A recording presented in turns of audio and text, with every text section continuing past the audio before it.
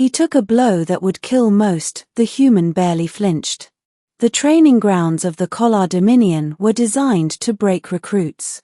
Gravity sat at twice the galactic standard, the air was thick with metallic dust, and the instructors spared no kindness. 4 generations, only the strongest of their species survived the gauntlet. On the 3rd cycle of training, a human walked onto the sand.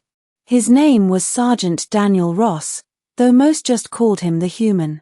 The Dominion had invited him as part of an exchange program, a curiosity more than anything else. To the cadets, he looked fragile, lean, flexible, built for running, not fighting. His eyes held none of the armored gleam of chitin or scaled plates. The recruits whispered, "He will break within hours. His bones look so thin. Why would command send prey into a predator's trial?" Ross ignored them, adjusting the straps on his battered chest plate. The Dominion's instructors only smirked. Let the alien try. The sand would do its work. The first trial. They began with endurance. Cadets marched beneath weighted packs across dunes sharp enough to cut through boots. Most staggered after the first league, a few collapsed. Ross kept pace, sweat pouring but step steady. When one recruit fell face first into the grit, gasping, Ross stopped, hauled the alien up, and shoved the pack back into his arms. "You fall here, you die here," he muttered, voice raspy. "Keep moving." The Collar instructor narrowed his slit eyes. "Human, are you here to compete or to carry weaklings?" Ross only shrugged. "Both, if needed."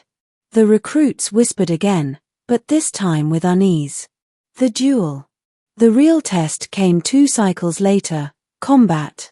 Pairs were drawn, weapons dulled but weighted. Injuries were expected, deaths not unheard of. Ross's opponent was a Threx warrior named Jakor, a mountain of muscle with serrated horns. When his name was called against the Human, Jakor grinned wide, flashing carnivore teeth. "I will end this quickly. Prey does not belong here." They squared off in the ring. The Dominion overseer dropped his claw. "Begin." Jakor charged. The first strike was not measured, it was a killing blow, a downward smash from a warhammer meant to shatter skulls. The arena gasped as it connected. Metal slammed into Ross's shoulder with a crack that echoed. Dust billowed. Most expected the human's body to crumple. Instead, he staggered. Knees bent, muscles taut, but he did not fall. He rolled with the impact, twisted, and came back upright, breathing hard but alive. His shoulder hung at an odd angle, yet his eyes locked on Jakor's with something primal. He grinned. The cadets froze. That strike had killed trained Dominion soldiers before. The human had barely flinched. Predator eyes. Jakor hesitated, unnerved, but swung again. This time Ross slipped inside the arc, shoulder screaming, and drove his fist into the warrior's ribs. A crack followed, not from Ross, but from Jakor. The Threx stumbled back, wheezing, scales bruised purple. Ross spat blood into the dust. "That all you got?" The fight continued, brutal and relentless. Jakor outweighed him threefold, but Ross absorbed punishment like stone in a storm. Each blow that should have ended him only seemed to sharpen his focus. His movements grew rougher, more desperate, but also more dangerous. Finally, with one last surge, he tackled Jakor to the ground, pinning him with his good arm across the throat. The Threx wheezed, claws scraping against the sand. The overseer barked the signal, match ended. The human released him and staggered back, breathing hard. His shoulder was dislocated, his lips split, his ribs likely cracked. But he stood tall. The recruits said nothing. Whispers in the bunks. That night, the barracks buzzed. How could he survive that blow? It was impossible, his bones should have shattered. Maybe humans are built of iron. One cadet, a healer by trade, inspected Ross while he strapped his arm back into place with a wince. "Your physiology is reckless," she murmured. "You should be unconscious." Ross only chuckled. "We're not built tough. We're built to take damage and keep moving. Pain just tells us we're still alive." The healer shivered. The predator test. The instructors were not satisfied.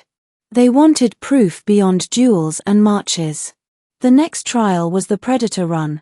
Cadets were released into the wild with nothing but a blade and a ration, hunted by one of the Dominion's apex beasts, the Vrilok, six-legged carnivores with armor plates and jaws that could sever steel. Most cadets lasted less than an hour. Ross lasted the night.